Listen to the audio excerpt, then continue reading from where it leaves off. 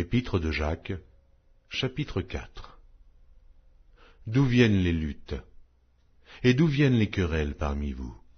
N'est-ce pas de vos passions qui combattent dans vos membres? Vous convoitez, et vous ne possédez pas.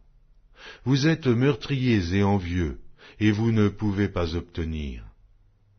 Vous avez des querelles et des luttes, et vous ne possédez pas, parce que vous ne demandez pas. Vous demandez, et vous ne recevez pas, parce que vous demandez mal, dans le but de satisfaire vos passions.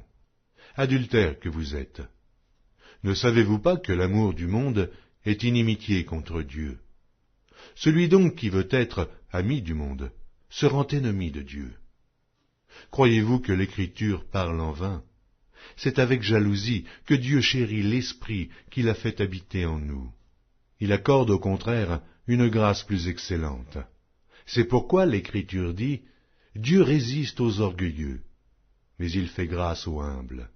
Soumettez-vous donc à Dieu, résistez au diable, et il fuira loin de vous. Approchez-vous de Dieu, et il s'approchera de vous. Nettoyez vos mains, pécheurs. Purifiez vos cœurs, hommes irrésolus.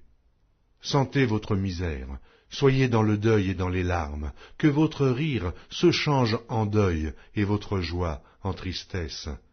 Humiliez-vous devant le Seigneur, et il vous élèvera. Ne parlez point mal les uns des autres frères. Celui qui parle mal d'un frère ou qui juge son frère parle mal de la loi et juge la loi. Or, si tu juges la loi, tu n'es pas observateur de la loi, mais tu en es juge. Un seul législateur est juge.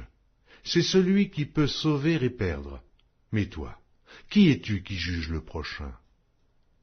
À vous maintenant qui dites « Aujourd'hui ou demain nous irons dans telle ville, nous y passerons une année, nous trafiquerons et nous gagnerons. » Vous qui ne savez pas ce qui arrivera demain, car qu'est-ce que votre vie? Vous êtes une vapeur qui paraît pour un peu de temps et qui ensuite disparaît.